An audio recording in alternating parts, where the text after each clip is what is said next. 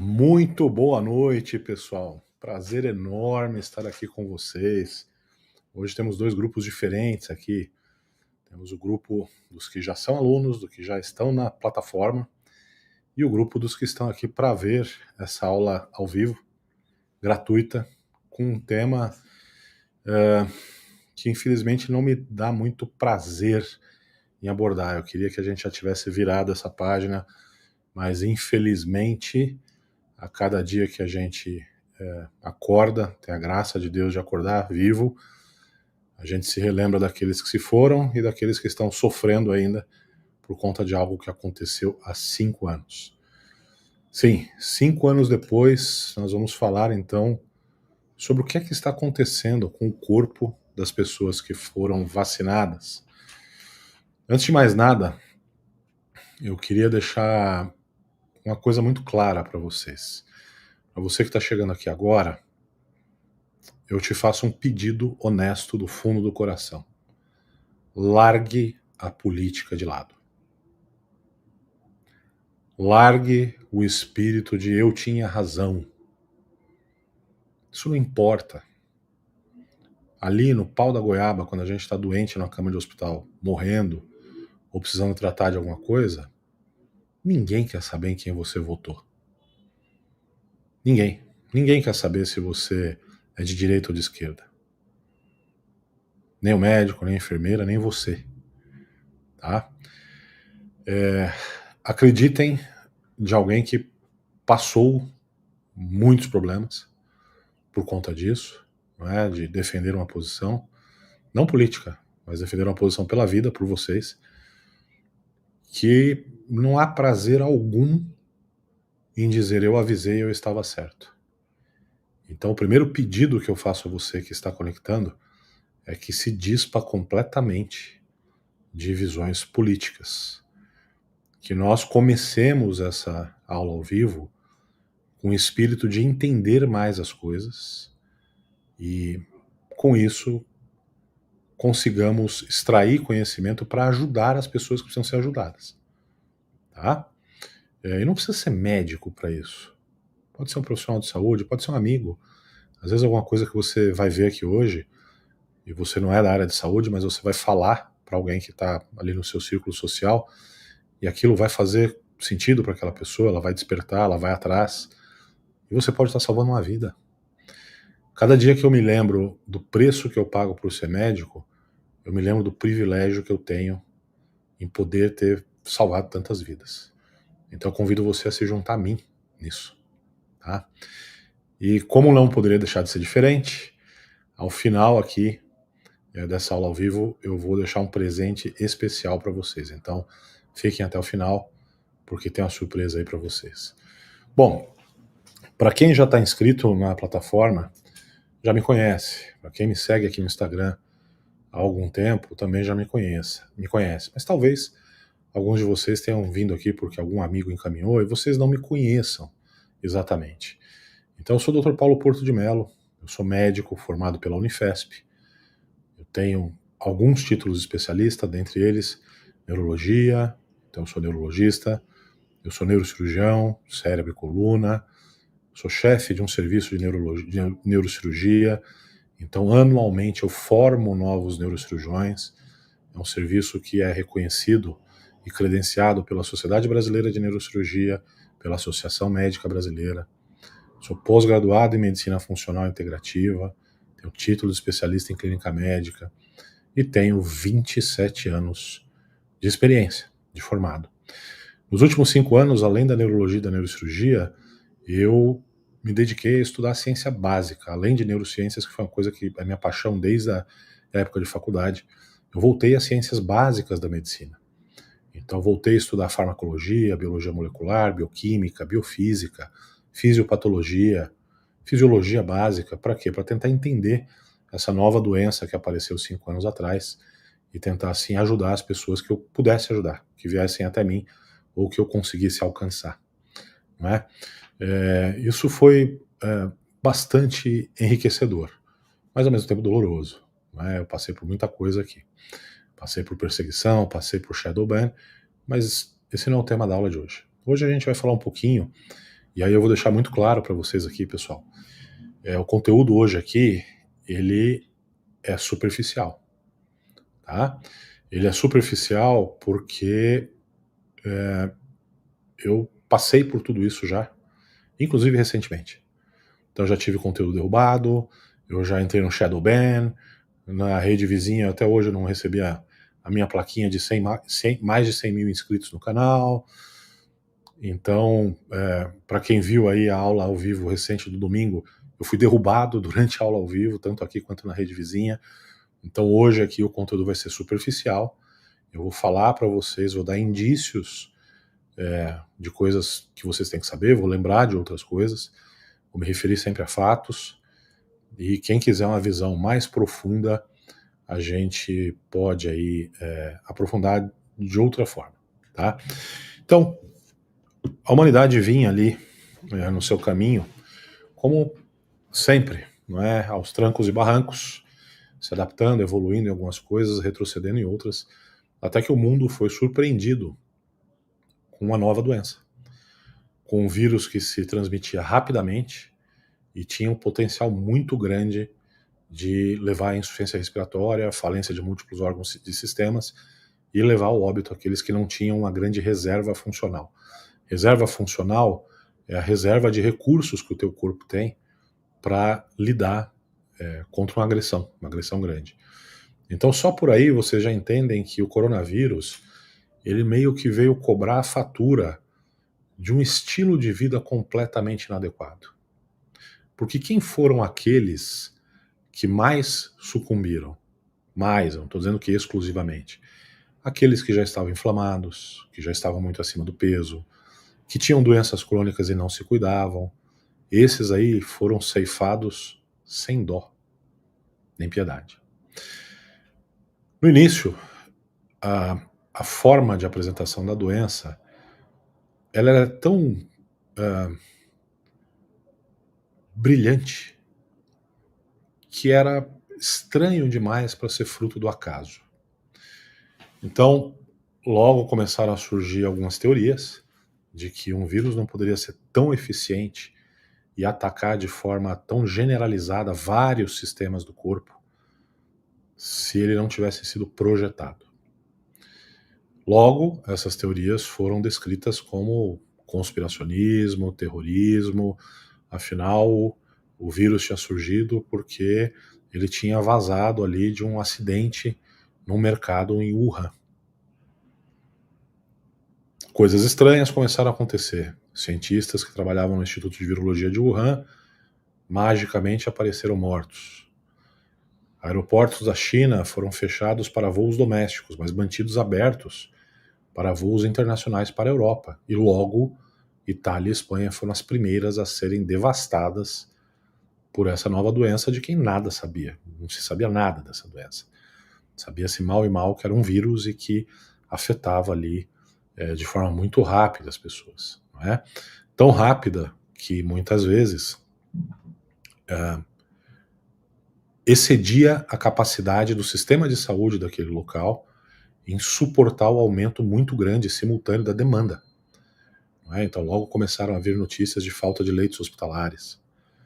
Não demorou muito, o vírus chegou ao Brasil, à América de uma forma geral e ao Brasil, e como é do conhecimento de todos, não é novidade para ninguém, nós temos uma estrutura de saúde no Brasil concentrada nas capitais, melhor na região sudeste e sul, mais precária para a região norte, infelizmente. E logo começou a haver uma sobrecarga realmente da rede de saúde. Soluções não muito convencionais começaram a ser apresentadas. E você se lembra muito bem disso. Na época foi-se falado que os serviços de saúde precisariam de um tempinho para se adaptarem à maior demanda. Então que seria feito um lockdown no intuito de reduzir o contágio, a velocidade de disseminação da doença, e esse tempinho seria o suficiente para que as estruturas de saúde fossem reforçadas e azeitadas, digamos assim, para atender uma demanda maior.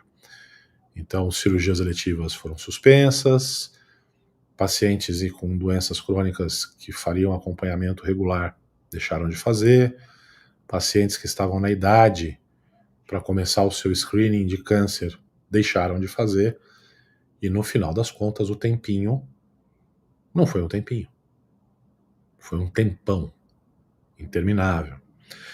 Nessa época, mais ou menos, eu e um grupo de colegas médicos, alguns jornalistas, nós começamos a achar um pouco estranho. Estranho como quem queria falar sobre a origem do vírus era massacrado, quem falava esse vírus deve ter sido planejado era acusado, apedrejado. Estranho quando alguém falava, escuta, talvez esse lockdown não seja a melhor alternativa, era apedrejado, acusado de anticiência, de conspiracionista, de bolsonarista e de outros istas que tanto inventaram aí, não é? Eu cheguei a dar entrevistas em programas abertos da TV, mostrando um artigo canadense, por exemplo, aonde se fazia uma análise não econômica, mas de anos de vida que seriam poupados com a instituição do lockdown ou que seriam perdidos. Então, esse estudo muito interessante, ele mostrou que realmente o lockdown poderia economizar anos de vidas para pessoas que não morreriam de Covid.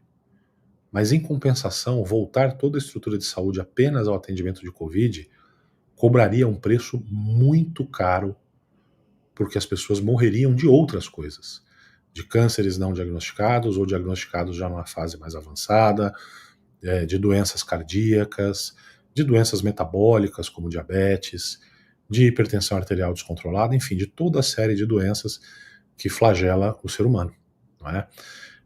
Esse artigo ainda ele mostrava que essa consequência era tanto pior quanto pior era o estado econômico do país submetido ao lockdown. Então, em estados mais desenvolvidos, ditos do primeiro mundo, o impacto seria menor, mas ainda assim ele estimava que o impacto do lockdown demandaria cerca de 10 a 11 vezes mais vidas do que não ter feito o lockdown. Morreriam menos pessoas de Covid? Morreriam, mas no geral morreriam mais pessoas, não é? Quando a gente levantou isso aí, muitos foram os que vieram apedrejar e falar que a gente era desumano, que a gente não estava pensando nas pessoas, e isso foi atacado. Logo, o lockdown virou algo inquestionável. E vieram as máscaras, não é? A gente precisa analisar um pouco o contexto onde a gente está inserido. Faz sentido você falar em lockdown num país como o Brasil? Quem é que fez o lockdown no Brasil? Eu vou te falar uma coisa.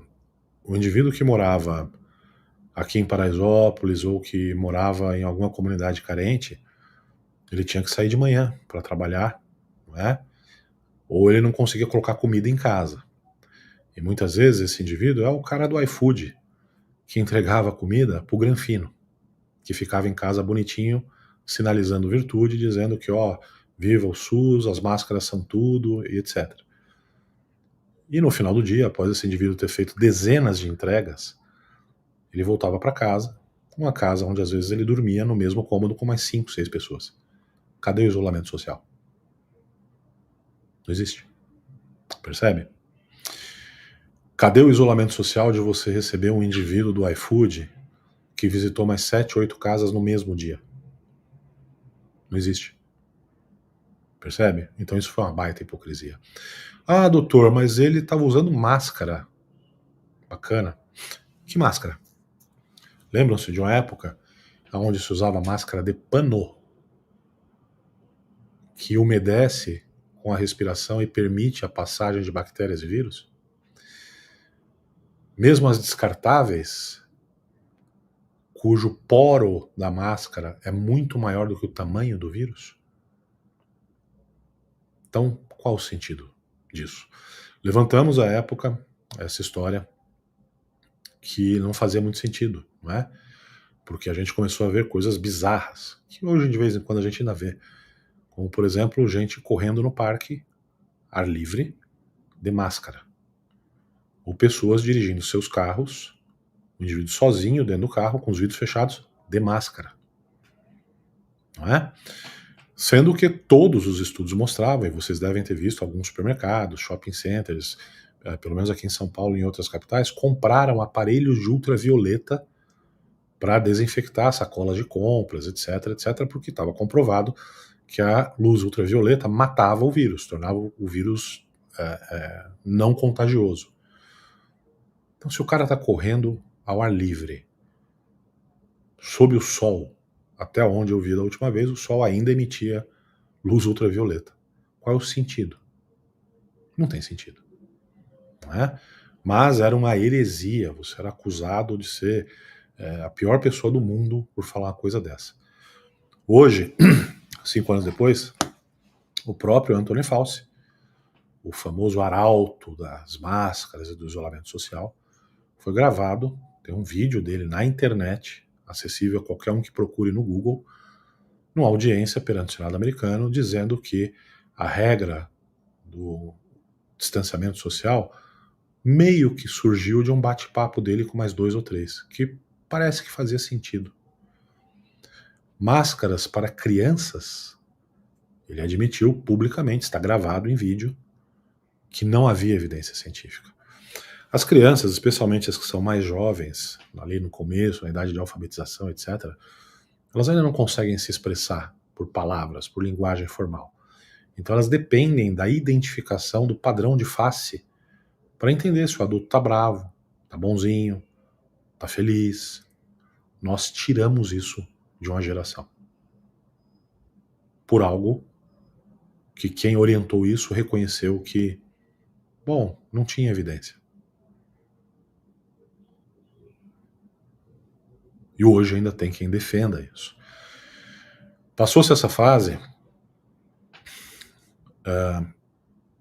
o grupo do qual eu falei para vocês começou então a defender, já que não havia uma medicação específica, que se fosse usado o que se tinha à mão para tentar tratar os pacientes. Afinal, isso é muito antigo na medicina, se chama reposicionamento de medicação. Isso foi feito, por exemplo, com minoxidil, que era uma medicação que era para tratar pressão, e aí começou a tratar queda de cabelo. Foi feito com o sildenafil, que é o Viagra, que era uma medicação para tratar hipertensão pulmonar e virou para tratar disfunção erétil. Foi feito com o propranolol, medicação inicialmente para tratar pressão alta e que a gente usa para controlar a enxaqueca. E eu podia continuar aqui a noite inteira dando exemplos de medicamentos que foram reposicionados. Mas, logo, a narrativa oficial providenciou um estudo dizendo que não se podia usar cloroquina. Embora fizesse todo o sentido do ponto de vista de biologia molecular, de bioquímica, porque a cloroquina ela consegue ter um efeito modulatório e interromper a velocidade de replicação viral, mas não, surgiu um estudo de Manaus mostrando que a cloroquina matou os doentes a quem ela foi dada.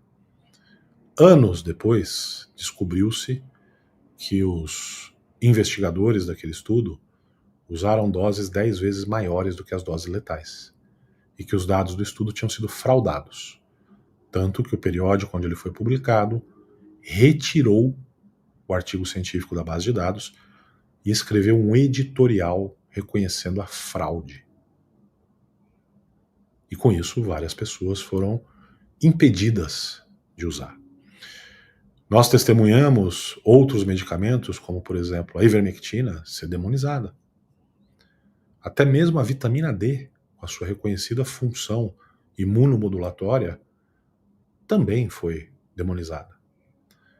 Veja, você não podia sair ao parque para dar uma corridinha, porque você tinha que usar máscara, ignorando-se que quando você usa máscara, a sua quantidade de gás carbônico aumenta no sangue, porque você não consegue expulsar tudo, porque tem uma máscara, ignorando que o sol seria bom para você, além da luz ultravioleta para eliminar o vírus, para te ajudar a fazer mais vitamina D, que no final das contas melhoraria a sua imunidade. E você foi proibido de fazer isso. Eu poderia ficar aqui horas falando sobre cada um desses temas, mas lembrem-se do que eu falei no começo para vocês. Eu não posso falar muita coisa aqui nesse ambiente aberto, ou senão vão me derrubar igual derrubaram no domingo. Tá? Muito bem. Depois disso,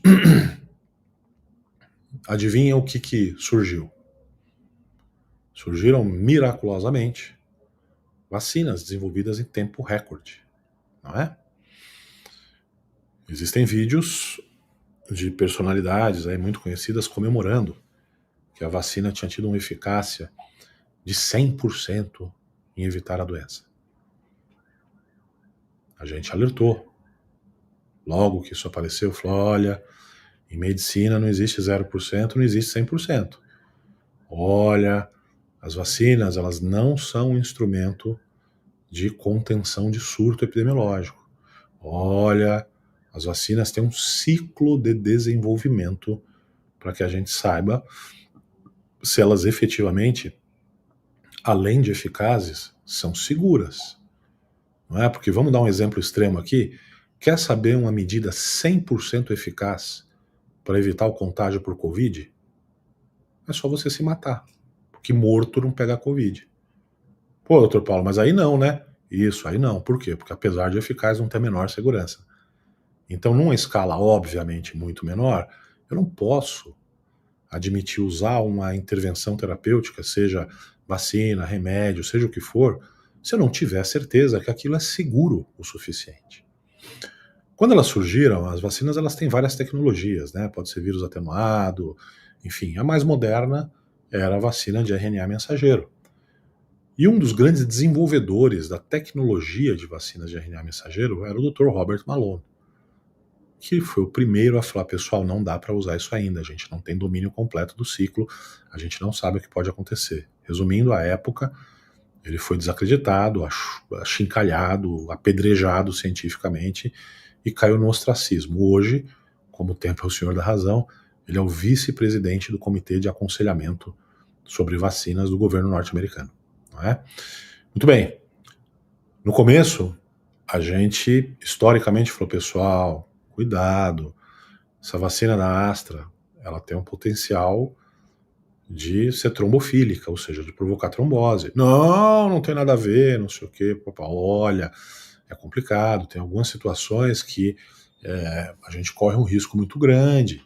Por exemplo, se a gente usar isso nas gestantes, a placenta é altamente vulnerável. Não, não tem nada a ver, não sei o que aconteceu. Começaram a morrer gestantes e seus filhos.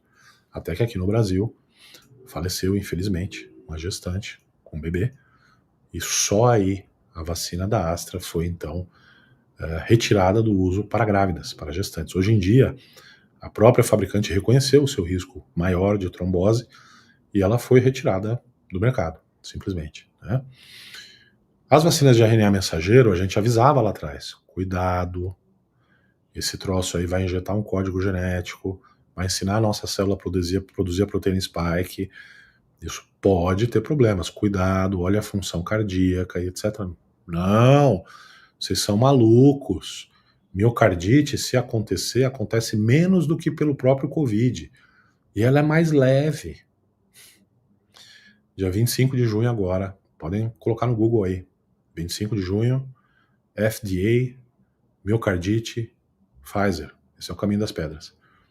O FDA obrigou a Pfizer a colocar os números reais de miocardite.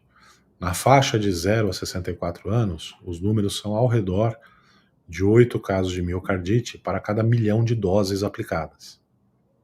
Lembre-se que tem adulto aí que tomou 7 doses, uma única pessoa. Enfim. Na faixa de 12 a 24 anos, ou seja, nos jovens, adolescentes e adultos jovens, esse número salta para 27 casos para cada 1 milhão de doses. E isso que eles diziam que era a teoria da conspiração.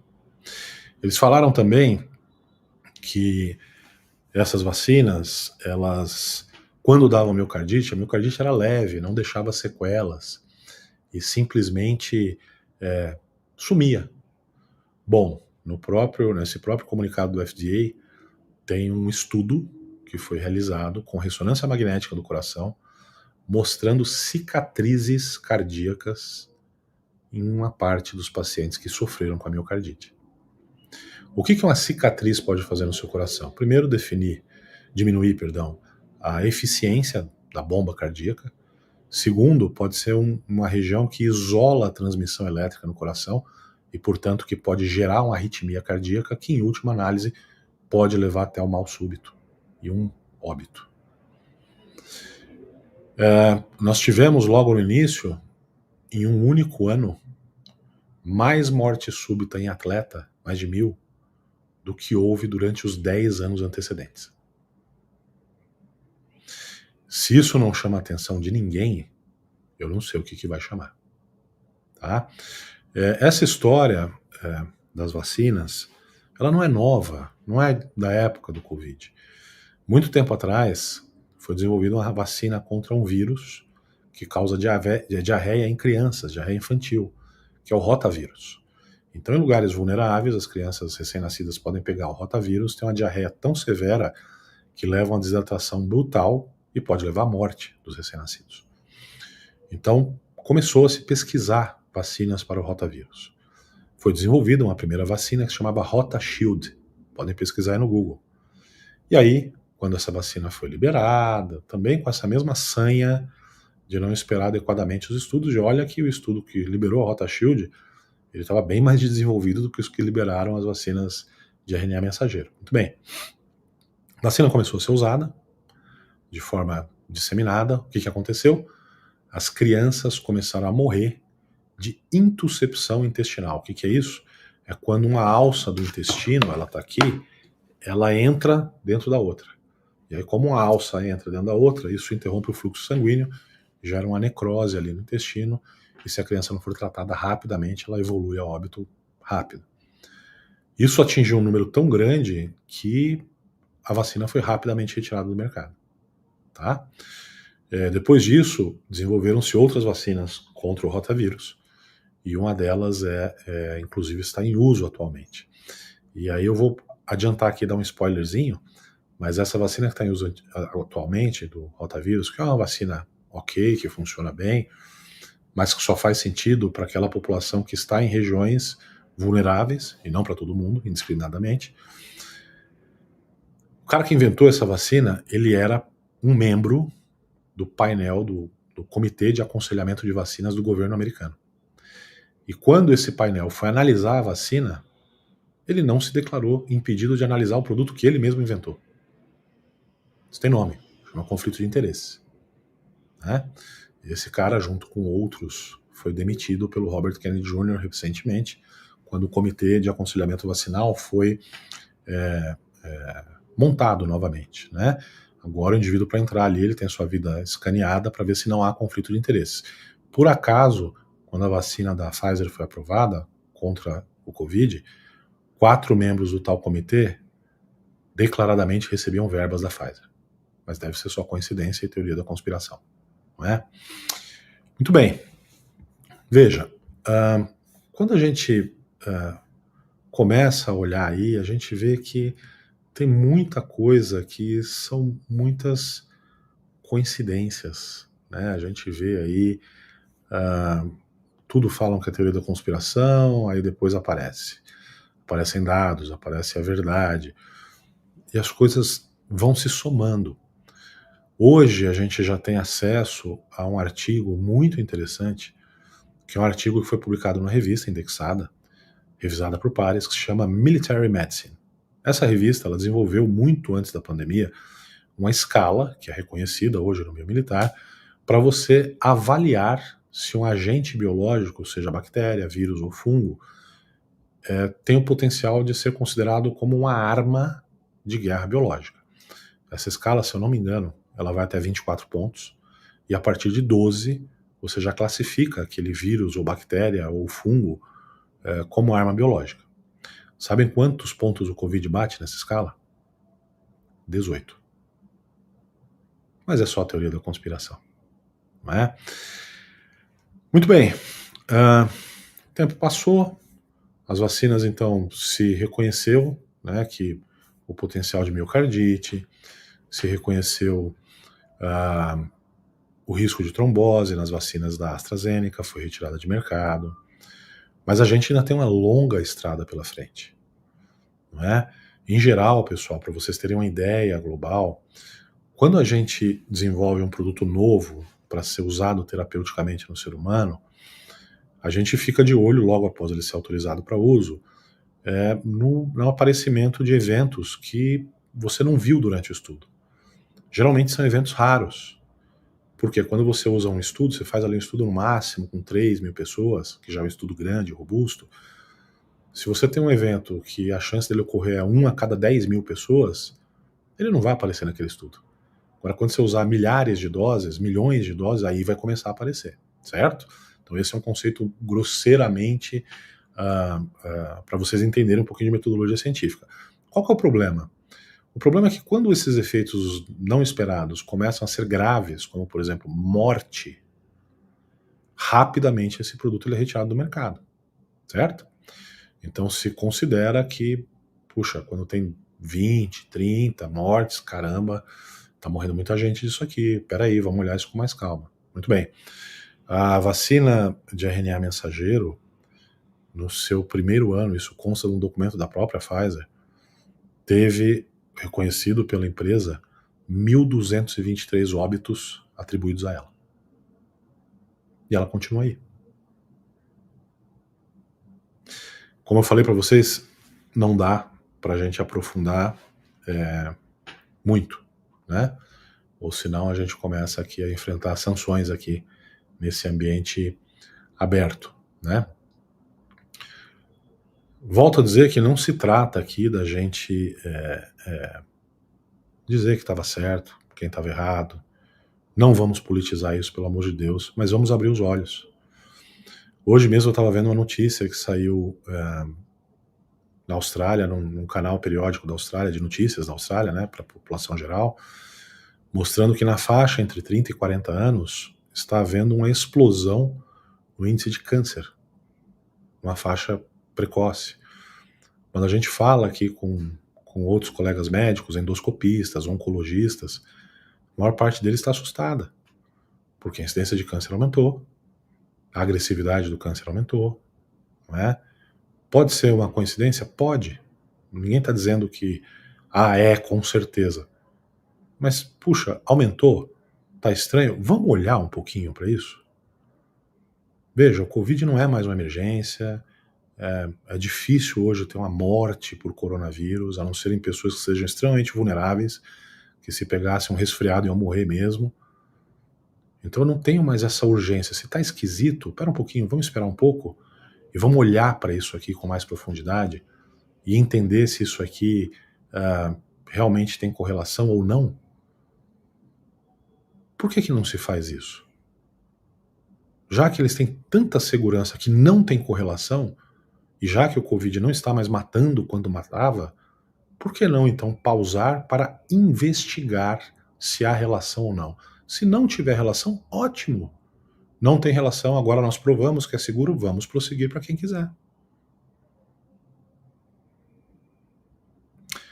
A mesma coisa tem sido levantada em relação à fertilidade. Existe um estudo que causou aí um grande burburinho, mostrando que em ratos, em estudo experimental, o uso dessa tecnologia levou a redução de 60% dos óvulos viáveis. Então vocês sabem, a mulher para engravidar, ela precisa liberar um óvulo no período da ovulação, esse óvulo ele precisa ser fecundado, vai virar um embrião, vai ser implantado e vai dar origem a um bebê. Se a mulher tem redução de 60% dos óvulos, isso vai dificultar um pouco a gestação, né? Então, em que pese que isso é um estudo ainda em animais de experimentação, vale a pena olhar, porque todo mundo ouve aí muita gente dizendo que tá mais difícil de engravidar. De novo, pode ser coincidência? Pode. Custa olhar? Qual o problema? A mesma coisa a gente pode falar de doenças autoimunes. A frequência de doenças autoimunes cresceu. A mesma coisa a gente pode falar de doenças neurológicas. A incidência de transtorno cognitivo, brain fog, síndrome de demência leve, aumentou. Isso é inegável. Como se não bastasse isso, existe um estudo da Universidade Federal do Rio de Janeiro, feito em animais de experimentação, onde eles pegaram um grupo de ratos, colocaram esses ratos num circuito, o rato tinha que aprender que ele tinha que atravessar um laguinho, entrar numa rodinha, girar 3 vezes a rodinha, cair a comida para ele. Eles mediam o tempo que o rato demorava para fazer esse percurso. E esse tempo foi caindo, ou seja, o rato foi aprendendo o que ele tinha que fazer para cair a comida dele. Depois que o rato tinha aprendido, eles injetaram uma dose equivalente à dose do humano de proteína spike no rato. O que aconteceu com o rato? Prejuízo de memória. O tempo que era pequeno aumentou. Ele esqueceu como é que ele fazia para obter a comida dele. Isso soa familiar para vocês? Então veja, se eu estou vendo isso no mundo real, se vem um grupo de pesquisadores, mostra uma nítida relação de causa e efeito, e aí quando eles usaram alguns ativos para destruir a proteína spike, a memória dos ratos voltou. Então se eu vejo isso no mundo real, tem um estudo experimental mostrando isso, custa eu pelo menos pausar para entender se isso pode ser transportado para os humanos e se há relação de causa e efeito? Qual o problema em fazer isso? Vocês estão vendo algum hospital lotado aí que precise fazer as coisas a toque de caixa? Não tem muito cabimento, né? Quando a gente fala em crianças, a coisa fica mais esquisita ainda. Afinal de contas, crianças, a não ser as que tinham comorbidades graves, dificilmente apresentavam complicações ou risco de óbito. Agora, então, com essas cepas aí que estão hoje aí, menos ainda. Então, para que obrigar a vacinação em crianças? Para quê? Tem países que estão tirando a vacinação de vários grupos etários, inclusive das crianças. Aí aqui a gente vai obrigar as crianças a tomar vacina? Vai impedir as crianças de fazer matrícula na escola se não tiver a vacina mais recente para o Covid? Bom, não bastasse isso, vejam quanta coisa. Existe um estudo que eu publiquei nas minhas redes sociais aí, acho que semana passada, se eu não me engano, de um órgão que é o CDC, que é o Center for Disease Control europeu. É o ECDC. O ECDC fez um estudo com 19 milhões de pessoas, em 6 países. Dessas 19 milhões de pessoas, a intenção era avaliar a eficácia do reforço ou do booster de Covid na temporada de 2023-2024. Quais foram as conclusões que eles chegaram? Não fui eu, foi o CDC europeu. No grupo que foi vacinado com reforço, maior risco de hospitalização. No grupo que foi vacinado com reforço, maior risco de óbito. No grupo que foi vacinado com reforço e tinha acima de 80 anos, o risco de óbito foi 3 vezes superior ao grupo que não tinha recebido reforço. E aí, não vale a pena parar para pensar o que está acontecendo? Aí, ao invés disso, a gente vai tornar isso obrigatório, principalmente para crianças? O mecanismo pelo qual esse produto ele afeta o corpo explica de forma muito clara por que é que cada um é afetado de um jeito diferente. A proteína spike, ela causa um processo inflamatório no corpo. Inflamatório de baixa intensidade, mas contínuo. Quando a gente vai analisar do ponto de vista de biologia molecular, a proteína spike ela tem afinidade por um receptor de membrana da célula que se chama receptor neuropilina do tipo 1. Esse receptor, ele geralmente é onde se acopla uma molécula que a gente tem no nosso corpo normalmente, que se chama VEGF, que é o que a sigla que significa Vascular Endothelial Growth Factor. É uma molécula que tem ação sobre o endotélio dos vasos. Quando essa molécula vai se acoplar no receptor de neuropilina 1, ele já está ocupado pela proteína spike. O que acontece com essa molécula? Ela não consegue se acoplar, ela não consegue fazer a função dela. O que acontece secundariamente? Disfunção do endotélio, ou endotelite, inflamação dentro do vaso. E aí, aonde aquele indivíduo já tem um vaso que não entrega o que aquele órgão-alvo precisa, vai manifestar sintoma. Então, no indivíduo que tem uma vascularização cardíaca ali no limite, problemas cardíacos. No indivíduo que tem ali uma vascularização cerebral no limite, problemas cerebrais. No indivíduo que tem uma tireoide mais ou menos, problemas de tireoide. Então não adianta ficar olhando para os sintomas do pós-proteína, do pós-Covid ou do pós-vacina, que a gente chama de spikeopatia, porque a questão não é o sintoma. Se você for olhar o sintoma, você vai ficar enxugando gelo. A questão é olhar a base. Qual é a raiz desses sintomas? E a raiz é a disfunção endotelial e a disfunção imunológica que é causada pela proteína spike. E aí por que as vacinas de RNA mensageiro são piores? Porque quando você injeta aquele código genético, você interioriza ele para dentro das suas células, coisa, aliás, que disseram que não acontecia.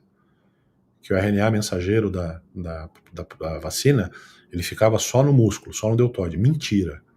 Hoje em dia já tem dezenas de estudos localizando mais de 3 anos depois o RNA mensageiro no cérebro, no fígado, no coração, em tudo quanto é lugar. E você está ensinando a sua célula a produzir aquela proteína spike. E produzindo essa proteína, você perpetua a inflamação vascular e, portanto, o risco de atingir o órgão-alvo mais frágil daquele indivíduo. A boa notícia é que existe como neutralizar isso, pessoal. Então, eu não quero que vocês fiquem, vocês me conhecem desde a época da pandemia, quem me conhece, eu nunca trago terror para as pessoas. Na época da pandemia, eu analisava os dados e procurava ver aonde é que aquilo ali poderia trazer algo de positivo para as pessoas. Da mesma forma, eu faço agora. Eu contextualizo para que vocês entendam o tamanho da encrenca. Estima-se que 35% das pessoas expostas à proteína spike, seja pelo vírus ou seja pela vacina, vão ter sintomas secundários a isso, de longa duração. Estudos aí menos conservadores, mais ousados, colocam esse índice acima de 60%. Nos Estados Unidos, por exemplo, isso envolve de 12 a 15 milhões de pessoas. É muita gente. Certo? Então o que a gente vai fazer? Vai ficar apontando o dedo, dizendo que o fulano estava errado, que o fulano estava certo? Não interessa isso. Interessa que nós temos um contingente enorme de pessoas que está sofrendo e que precisa ser tratado. E não adianta a gente desenvolver tratamentos que custam um rim. A gente precisa desenvolver tratamentos que sejam acessíveis. E hoje isso já é possível. Existem publicações de protocolos americanos, do Peter McCullough. Recentemente, Zeballos, eu, Francisco Cardoso, Caio Salvino, fizemos uma publicação em revista internacional, revisada por pares, de alto impacto. Peter McCullough viu o estudo e chamou o estudo de mágico. Porque nós desenvolvemos uma solução mais simples do que a dele e que, para a população brasileira, tem funcionado muito bem para neutralizar um pouco os efeitos ruins da proteína spike. Esse artigo está publicado. Qualquer médico pode achar esse artigo, ele está na base de dados indexada mundialmente, no PubMed. Então o médico pode pegar o artigo, ver, ler e falar, pô, vou tentar replicar isso aqui com você. Esse protocolo não tem patente, não é o protocolo do Dr. Zeballos, o protocolo do Dr. Paulo Porto, o protocolo do Dr. Não. É um protocolo de combate aos efeitos maléficos da proteína spike. Nós escolhemos 5 casos, que são 5 casos gravíssimos, mas tem centenas de casos que a gente tem tratado com sucesso.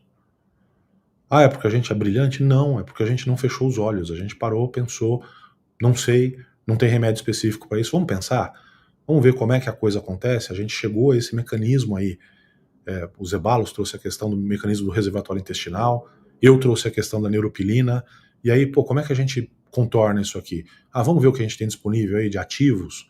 Ah, vamos combinar esse. Pronto. Ah, isso é impossível. Impossível? Durante a pandemia, quem sugeriu ao mundo o uso de corticoide para doentes graves foi o grupo brasileiro. Isso mudou a história de pacientes graves com coronavírus. Eu publico artigos sobre essa pandemia desde o início. Tem artigo de 2021, de 22, de 23, de 24 e agora de 25. Graças a Deus, com bons resultados. Eu fico feliz com isso? Não fico, não. Eu fico triste. Muito triste. Quando eu vejo que o que a gente bolou funciona, eu olho para trás e eu falo, quanta gente poderia ter sido salva e poderia estar aqui ainda e não ter morrido se a gente não tivesse sido censurado, se o debate científico não tivesse sido interditado como foi. Então não pensem que eu fico feliz com isso. Mas ao mesmo tempo a gente não pode mais admitir que isso persista.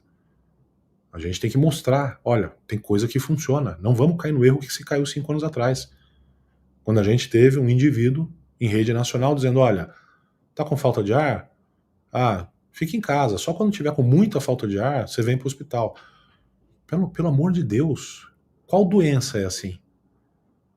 Por acaso o indivíduo, quando está com apendicite, você fala, não, vai para sua casa. Quando você tiver em sepse, você volta para o hospital.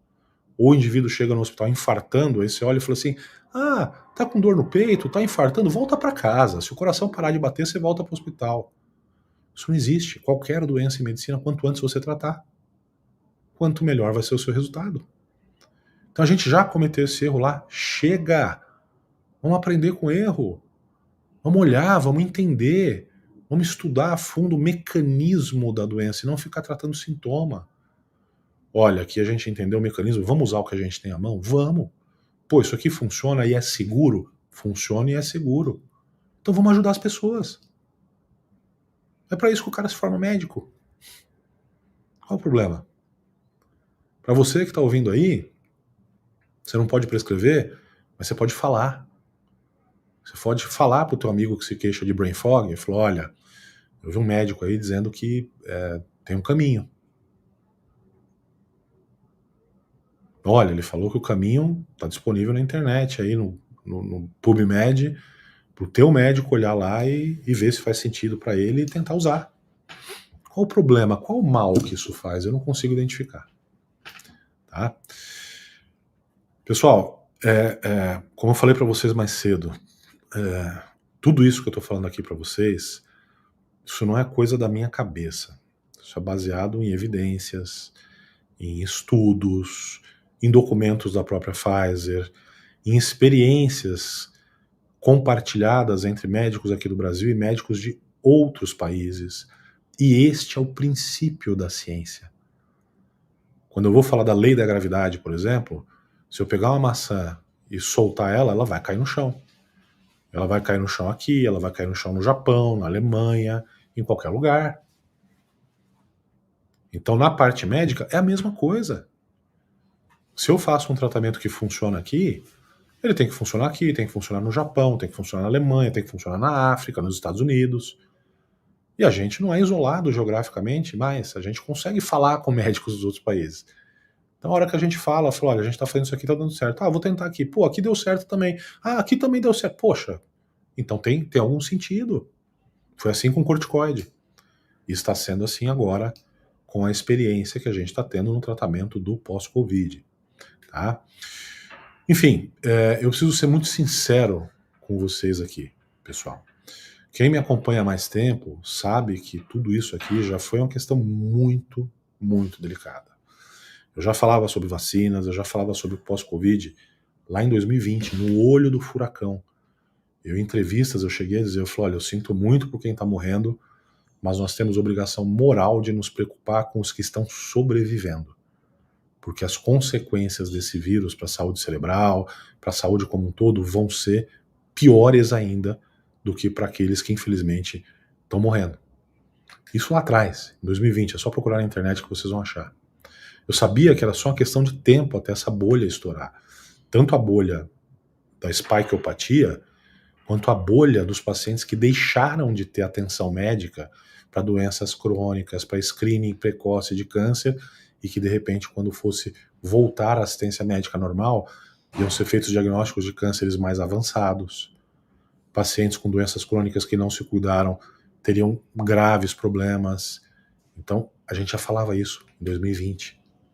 Mas olha que absurdo, nós ainda estamos já há 5 anos, estamos em 2025, e eu ainda não posso mais falar sobre esse assunto sem ser censurado. Outro dia eu coloquei um post aqui de um autor que os trabalhos dele já foram citados na internet, não na internet, mas no meio médico, mais de 18 mil vezes. E um repórter de checagem de fatos veio dizer que eu estava fazendo um post inadequado porque o autor não tinha relevância científica. E aí o conteúdo foi classificado como inadequado e o alcance do conteúdo foi limitado. 2025, 5 anos depois, com todas essas verdades já à tona e acessíveis a quem quiser pesquisar e enxergar. Vocês sabem o nome disso, não é? Não? A palavrinha aí. Censura. Até porque o conteúdo não é suspeito, não é fake news, como eles adoram dizer. Quando eu trago um conteúdo para vocês, eu trago o respaldo científico, eu coloco na legenda a fonte do artigo. Eu trago estudos atualizados, artigos científicos que são publicados. Eu trago para vocês artigos traduzidos em linguagem para vocês entenderem quase em tempo real. Outro dia saiu uma notícia às 5h30 da manhã, à 1h30 da tarde tinha conteúdo aqui no Instagram e aqui no YouTube sobre esse artigo. E é sobre isso que eu quero falar mais com vocês. Eu gosto de falar sobre isso, eu quero ajudar vocês. Eu quero que vocês tenham liberdade e segurança de poder tomar as próprias decisões de forma consciente. Infelizmente, não é todo mundo que pode pagar uma consulta minha ou de outros médicos aí que sabem lidar com isso. E eu não quero que vocês fiquem escravos nem meus, nem de outros médicos, nem de uma mídia que publica apenas o que é interessante para quem paga melhor. Eu não sei se vocês viram também nessas semanas anteriores, mas as farmacêuticas nos Estados Unidos já gastam com propaganda na TV americana 1/3 do total das propagandas. Então 1/3 do total da verba anual de propaganda das TVs americanas vem da Big Pharma. Você acha que eles vão publicar o quê? A essa altura do campeonato, você já deve ter ouvido que existe um conluio de grandes farmacêuticas no meio médico. Se você acompanha meus conteúdos, isso já está mais do que claro. Como é que você é manipulado, como é que o seu médico, muitas vezes, ele é manipulado por estudos enviesados. Eu queria que você prestasse muita atenção, porque existem coisas que eles absolutamente não querem que você saiba. Porque não é interessante, porque você doente é o lucro deles. Ano passado, o lucro das farmacêuticas, das 10 maiores farmacêuticas americanas, só no ano passado, lucro, não estou falando receita, foi de 100 bilhões de dólares. E vocês acham que eles vão querer parar de lucrar? Esses bilhões todos com venda de remédios, com consultas rápidas, que geram diagnósticos imprecisos, que só geram mais remédios, que têm efeitos colaterais, que vão gerar novas consultas e novos remédios. Se você está aqui hoje é porque você já abriu o olho para isso. Você sabe que você não quer e não pode se dar o luxo de fazer parte desse jogo. Você não quer ser manipulado pela indústria, pela mídia. Você não quer ter a saúde da tua família, da tua mãe, do teu filho, escapando pelos seus dedos só porque você foi manipulado. A grande questão é que talvez você se sinta só nessa luta. Você deve achar que você é pequeno e que como é que você vai fazer para não ser manipulado? É um assunto que você não domina, você não é técnico na área. Mas talvez você só não saiba como fazer isso. E é por isso que eu, juntando a minha influência, meu conhecimento, não só sobre medicina integrativa, neurologia, neurociências e saúde em geral, eu resolvi dar esse passo para te ajudar. Durante a última semana, na última terça-feira, eu lancei aqui uma plataforma que se chama Medicina Sem Censura. Apesar de ser uma plataforma com conteúdos em vídeo para você assistir, são verdadeiras aulas, de mais de 1 hora. Só que não é mais um curso. É um movimento. E é um movimento que veio para ficar. Ele não vai parar. Um curso tem aulas gravadas ali, começo, meio e fim. A plataforma do Medicina Sem Censura, ela está mais aproximada de um Netflix. Toda semana tem conteúdo novo. Além dos antigos que você pode ver e rever quantas vezes você quiser. É a sua chance de recuperar a sua autonomia para cuidar da sua própria saúde. Dentro da plataforma, nós falamos de 5 pilares fundamentais. O primeiro deles, sobre saúde cerebral e saúde psíquica. Então a gente vai falar desses diagnósticos rápidos aí de TDAH, de transtorno do espectro autista, do manejo não necessariamente medicamentoso de transtornos do humor. Por que todo mundo precisa tomar inibidores de recaptação de serotonina? Será que isso está certo? O que eu posso fazer com a minha saúde no meu dia a dia para prevenir que eu tenha um transtorno cognitivo, que eu tenha demência, que eu tenha Alzheimer. Esse é um dos pilares. O segundo pilar fala sobre longevidade e saúde hormonal. Então o que você deve saber sobre reposição hormonal? É seguro usar? Dá câncer? Não dá câncer? O que você deve saber sobre hábitos de vida que você deve adotar no seu dia a dia para que você não apenas viva mais longamente, mas viva com independência. Chegue aos 80 anos podendo viajar, podendo curtir seus netos, podendo curtir sua vida, podendo curtir sua esposa, seu marido. O terceiro pilar fala sobre suplementação e energia, vitalidade. Chega daquele cansaço crônico. Chega de ficar tomando suplemento porque é o hype do momento, todo mundo está dizendo que é bom. Vamos entender quais suplementos são fundamentais, são necessários, quais não são necessários. Quais, apesar de serem necessários, para você não te fazem bem, a gente tem que usar outra estratégia. Esse é outro pilar. O quarto pilar, a gente fala sobre prevenção e autonomia. Então, exames que você precisa entender, que você precisa conversar com o seu médico para obter esses exames. Como é que você autonomamente vai poder analisar? Porque muitas vezes seus exames estão dentro dos fatores de referência. Mas você não está bem.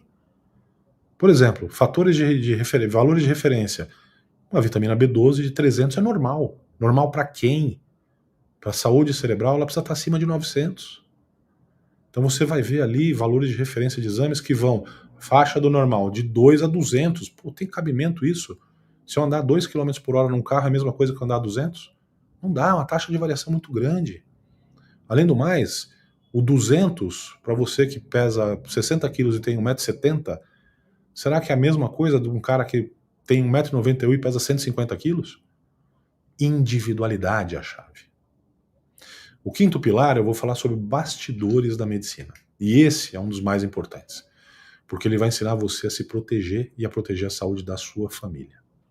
Vai ensinar você a entender os conflitos de interesse, a ver quando a coisa está meio suspeita e tentar se informar melhor. Quem está garantindo a vaga na plataforma até hoje, às 11h59, lembre que isso está aberto desde terça-feira passada, vai levar para casa, além do acesso a todo esse conteúdo, alguns bônus, alguns presentes que são incríveis. E eu gostaria de listar brevemente eles para vocês aí. O primeiro deles é uma série de guias práticos, visuais, em PDF, fáceis para você entender, para você poder imprimir, colar na geladeira, levar com você. Enfim, medidas práticas para o seu dia a dia. Para você manter o cuidado da sua família no dia a dia com tranquilidade, uma referência mesmo. O segundo presente é uma série de artigos científicos que eu uso para preparar as aulas para vocês. Eu falei, bom, mas já que eu estou usando esses artigos, por que além de dar aula eu não disponibilizo o artigo inteiro ali para o indivíduo ver se ele quiser? Já são mais de 250 que eu li, comentei, montei a aula, traduzi para uma linguagem bem mais simplificada. O compromisso de que o que tiver de mais atual saindo lá fora, em revistas lá fora, vai direto para suas mãos, de forma que você tenha mais informação e mais clareza para tomar suas decisões, para conversar com o seu médico. O terceiro presente que eu considero muito valioso é uma lista de profissionais de saúde da minha confiança. Médicos de outras especialidades, psicólogos, nutricionistas, indicados por mim, com um telefone de contato, para que você possa se consultar sem medo quando você precisar. O quarto presente é um encontro que nós vamos ter para membros da comunidade de perguntas e respostas, um papo reto ali, tira dúvidas, direto e reto, eu e você, numa reunião fechada, ao vivo, e eu vou tirar dúvida de todos vocês. Vão ser 3 horas minhas dedicadas a vocês para responder suas perguntas e garantir um pouco mais de segurança no cuidado com a sua saúde. O quinto presente, que até então era o último, vai ser uma reunião secreta, que eu batizei de Desmascarando a Máfia do Jaleco Branco. Uma reunião fechada, e aonde, como o próprio nome já diz, a gente vai falar sobre tudo, todos os podres da medicina que eu jamais poderia abordar aqui publicamente, sem ser cancelado, censurado ou até coisa pior vai saber. Não é? E para você que está aqui até agora, eu falei para você que ia ter uma surpresa no final, um presente. O sexto e último presente é uma reunião bem semelhante, só que é uma coisa que vocês vêm pedindo. Nós vamos falar só sobre vacinas. O conteúdo que eu trouxe aqui não é nem 5% do que eu gostaria de falar, é apenas o comecinho, a ponta do iceberg. Mas lá dentro da comunidade, um ambiente seguro, eu vou tirar um dia específico para aprofundar ainda mais neste conteúdo. E não falar somente de Covid, mas coisas que eu também não posso falar aqui fora. Como eu tomei a minha decisão hoje, eu espero que a minha equipe, sinceramente, me perdoe por isso, porque vai ser mais uma carga de trabalho para eles. Você ainda vai receber algumas mensagens nos grupos, e-mails, com link para poder se cadastrar, mas isso, como eu disse, é por um tempo limitado, vai até as 23h59 de hoje. Amanhã essa oportunidade vai sumir e não vai voltar mais, porque eu já suguei muito meu time. Então eu espero que você tome a sua decisão com sabedoria, caso ainda não tenha se decidido. Lembre-se, a sua saúde e a da sua família, ela deve ser sua prioridade. Você não pode deixá-la para depois ou em segundo plano. Sem saúde, você não chega a lugar nenhum. Não dá para você chegar num supermercado, num shopping center e falar: ah, eu vim aqui porque eu quero comprar 1 quilo de saúde. Não dá. A tua vida até hoje ela foi de um jeito, mas agora você tem uma alternativa para aproveitar o futuro que te espera pela frente com mais alegria, mais disposição, mais independência, mais foco, sem esse cansaço crônico, sem todos esses sintomas que você enfrenta diariamente e que, como te falaram que era normal, porque seus exames estavam bons, você aprendeu a conviver e até tolera. Na bio do Instagram tem um link de uma página em que você pode conhecer a plataforma Medicina Sem Censura em detalhes e pode facilitar o teu processo de decisão. A equipe também está à disposição para conversar com vocês caso exista alguma dúvida. Para você que está se perguntando aí qual é o valor para ter todo esse acesso, vocês sabem que eu sou neurocirurgião. Eu não tiro o meu sustento disso, graças a Deus. Eu não estou fazendo isso pelo dinheiro, eu estou fazendo isso para as pessoas que não podem pagar uma consulta comigo. Só que tem custo. Então eu faço isso porque eu sei que com o alcance que eu tenho, eu consigo libertar e ajudar muita gente. Só que manter uma plataforma dessa, atualizando constantemente, tendo ali acesso aos periódicos, tem um custo. Por exemplo, só para vocês terem ideia, né? Assim, se eu for pegar um periódico científico qualquer, olha, esse periódico custa pelo menos $800 por ano para você ter acesso. Vocês têm lá 250 artigos de vários periódicos. Fora o tempo que eu tenho que dedicar, tirar da minha família, tirar do meu trabalho como neurocirurgião, e a energia que eu tenho que ter para acompanhar, ler, traduzir, sintetizar, ver se aquilo ali é relevante ou não é, se é confiável ou se não é. Se você busca uma consulta particular, você já sabe, você está no sistema, você não vai aprender nem 10% do que está na plataforma, vai sentar lá, o médico vai te ouvir e vai te despachar rapidinho. Você não teria nem meia hora para se consultar e pagaria mais ou menos o mesmo valor, ou muito mais. O que eu estou te oferecendo aqui é o acesso por 1 ano a esse conteúdo. Todas as atualizações, todos os bônus, por um valor simbólico, pessoal, de R$55 por mês. Se você quiser pagar à vista, total são R$585. A partir das 23h59, esse valor sobe, porque eu quero honrar quem teve o compromisso e a confiança no meu trabalho. Quem decidiu entrar para essa primeira turma. Quem já está lá dentro não faz ideia de todo o conteúdo que eu estou preparando e que ainda vou entregar, além do que já está lá. Lembre-se, não é um curso, é uma plataforma viva. Então, se você está pensando aí que você precisava de um sinal, o sinal está aqui.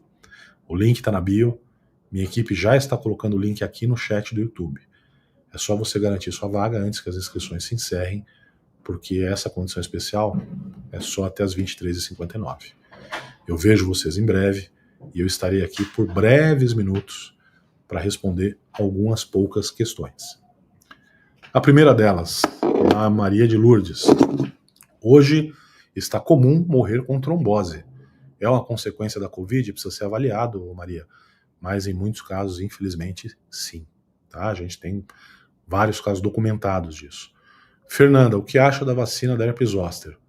Eu te conto lá dentro. Para quem faz sentido, para quem não tem o menor cabimento em fazer. Muito mais importante do que a vacina da herpes zoster é você manter a sua imunidade alta. Doutor, os casos de câncer turbo em jovens também são decorrentes das vacinas? A gente já falou um pouquinho sobre isso mais cedo, tá? Aqui fora não dá para falar muito sobre isso. O que foi usado para destruir essa proteína, doutor Paulo? Depende. Depende do teu metabolismo, da tua idade, se você é homem, se você é mulher, quanto é que você tem de massa muscular, seus hábitos alimentares. Não há uma resposta universal. Tem várias opções que a gente ensina vocês a escolherem dentro da plataforma, mas sempre vocês vão usar a orientação de um médico, do seu médico, tá? Não dá para entender por que as crianças nunca foram um grupo de risco. Concordo, Cecília. Doutor, quem não tomou as vacinas, mas teve a doença, corre os mesmos riscos? Corre. Lembra que eu te falei, o problema Não é de onde vem a proteína spike, é a proteína spike. E é isso que a gente precisa controlar, tá? Doutor, tenho chance de pegar essa spike mesmo não tomando a picadinha? Peguei o Covid. Sim, é o que eu acabei de falar, tá bom? Quais as vitaminas que devemos tomar para combater a proteína spike? Não são apenas vitaminas, são ativos de manipulação que a gente precisa usar para desincrustar essa proteína da onde ela está escondida, outros que quebram essa proteína, outros que protegem o nosso corpo da inflamação provocada por essa quebra. Não dá para explicar muito mais coisa aqui fora, pessoal. Já falei para vocês, eu já fui, a live de domingo caiu, foi derrubada justamente por isso, tá? Essas dúvidas todas aí, que eu sei que eu não consigo aí ser muito mais específico, a gente vai responder em profundidade com artigos de referência dentro da plataforma. Então eu reforço aí para vocês o convite para que vocês entrem, o link está aí no chat no YouTube, ou para quem está no Instagram, está na bio aqui do Instagram. Então cliquem no link, a página é segura, a equipe tem uma outra empresa que faz só a proteção contra fraudes. Cliquem, façam a inscrição, porque o valor são menos de R$2 por dia, para você cuidar da sua saúde e da sua família. Acho que é uma oportunidade que não volta, tá, pessoal? Obrigado pela atenção, vejo vocês em breve lá dentro. Um grande abraço e contem comigo.